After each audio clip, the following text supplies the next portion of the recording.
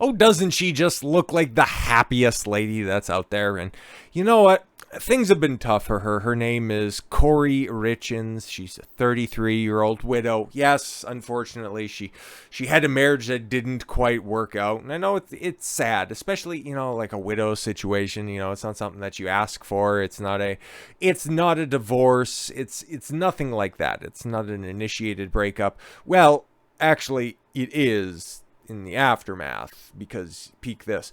Widow who wrote a grief book after husband died, later charged with his murder. Because of course these bitches is crazy. You can't take them seriously. You gotta just watch what they do. You don't listen to what they say. A Utah widow who penned a grief book for children in the wake of her husband's death has been charged with the murder, authorities said. Listen, man, I put out a tweet in response to this. She got all of the attention for the untimely death of her husband. She got all the attention for writing the book. And now she can get all of the attention once she's back on trial. Women will do anything for clout.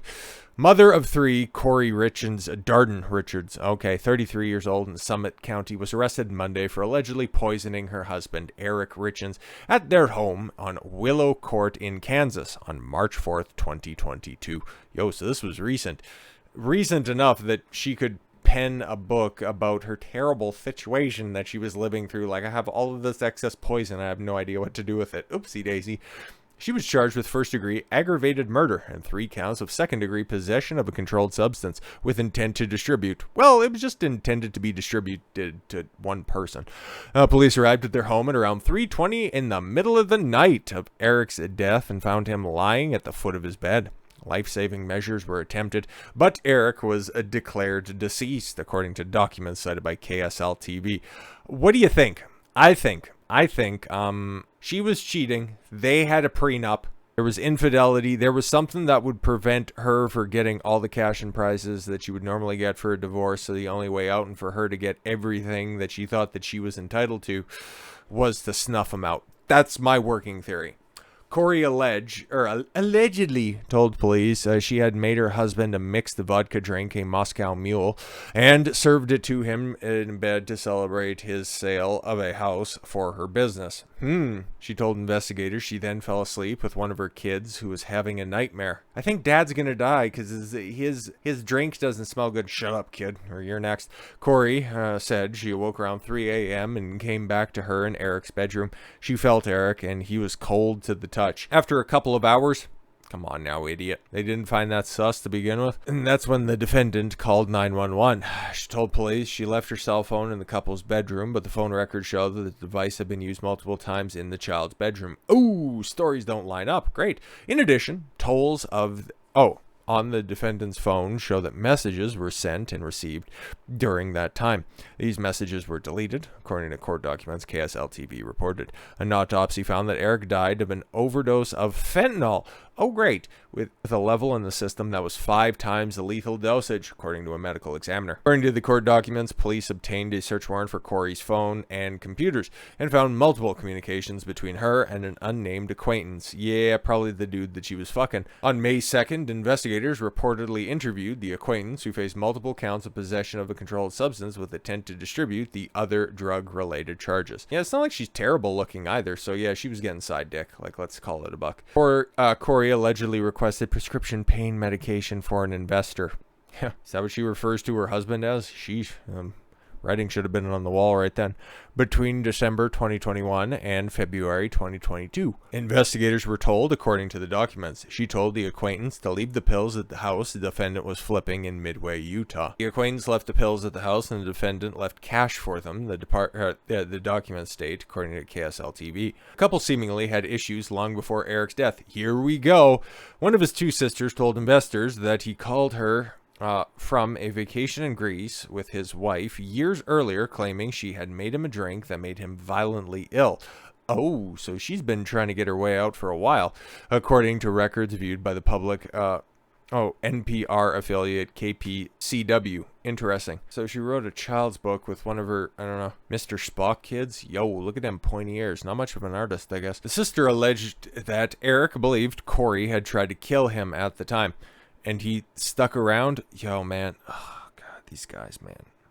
and just trying to make the family work together. Oh, she says that she's gonna start believing in God, and if I just become a better guy, then these chicks will just straighten up and fly right.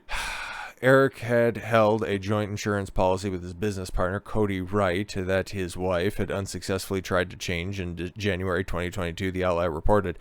There it is. There's some cash and prizes that can be unlocked if, well, somebody's no longer around to claim them. Kouri allegedly attempted to make herself the sole beneficiary of the policy. Oh, cool. So I bet you Cody was probably also in the crosshairs. But the insurance company notified the men of the change and they were able to fix it. Yo, this subversive bitch. Eric then removed Kouri from his will and replaced her with his sister.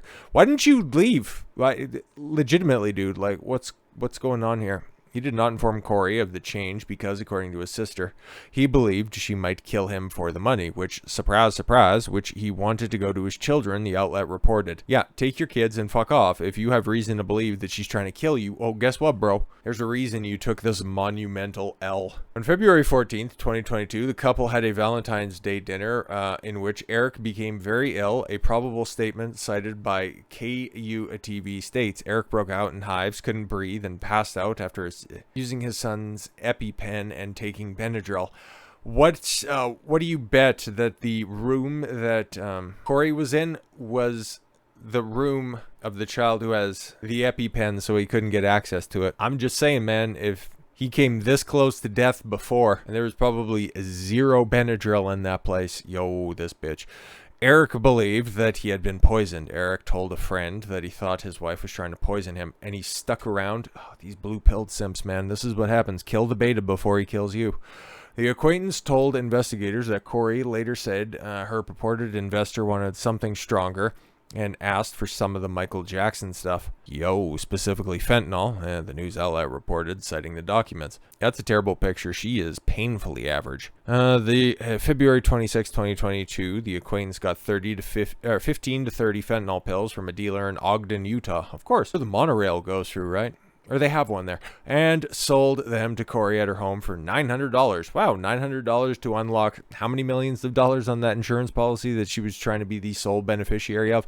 A little over a week later, Eric was found dead. Surprise, surprise. The day after his death, Kouri ended up closing on a $2 million home she wanted to flip. Wow, imagine that. And threw a large party at her home where she was drinking and celebrating, according to court records. The couple had disagreed about the home because Eric thought it was too expensive. Yeah, of course. And she wanted everything, right? Bet you if you go through the history as well, they probably had this elaborate marriage and, I'm sorry, not marriage, a wedding. Oh, it was probably just another in a long string of uninterrupted cash and prizes that she got at every single request, but it just wasn't enough for him, or for her rather. And when he started to wake up, well, she decided that it was about time for him to check out.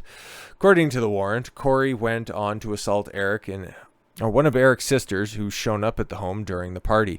Kouri later wrote a picture book, Are You With Me? To help kids cope with the death of a loved one.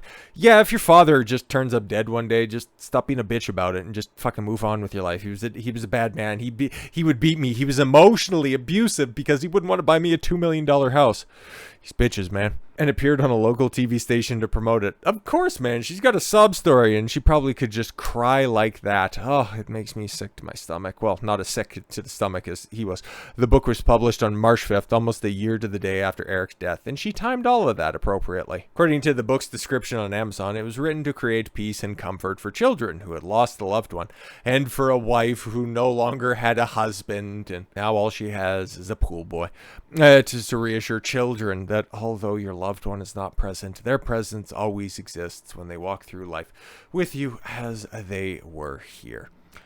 In the book, Kouri wrote, dedicated to my amazing husband and a wonderful father and a fucking idiot. Yo, bro, you were poisoned once. You really thought you were poisoned. And you continued to go back to her? Not saying you deserved to have this happen to you, but you ran every single fucking red light. And then you crash into a wall like the dummy that you present yourself as. Holy.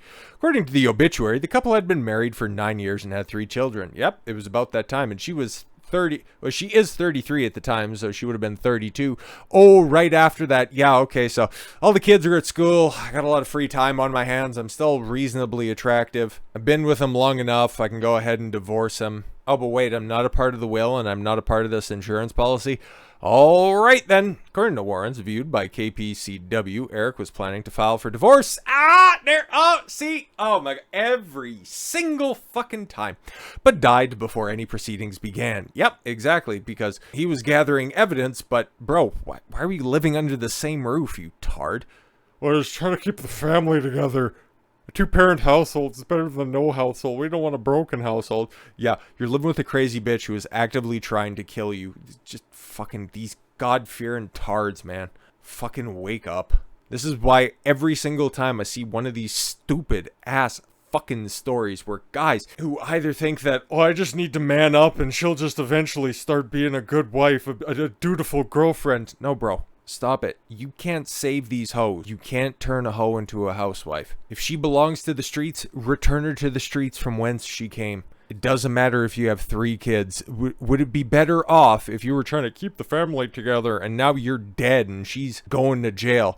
Or they'll at least still have a father alive? I cover these stories because I want guys to wake up, start to realize that these chicks, just because she touches your pee-pee, just because she's reasonably attractive and has a very strong jawline, doesn't mean that she's not trying to finesse you, which clearly she was. So when you can start to see the signs, and don't take this as a, it's going to be a MGTOW, this sort of thing, just the black pill. No. I'm as red pill as it gets, man. I'm just all for vetting these chicks, and I'm sure if we take a look at their entirety of their courtship, there were so many things that this dude did wrong, and he ended up ultimately paying the ultimate price. Most guys just end up with financial ruin on the other end of this, but I'm trying to help guys avoid that at every single turn. So learn something from this situation. You don't owe anybody to try to keep the family together, especially if one of your primary family members is trying to kill you and she was ultimately successful. So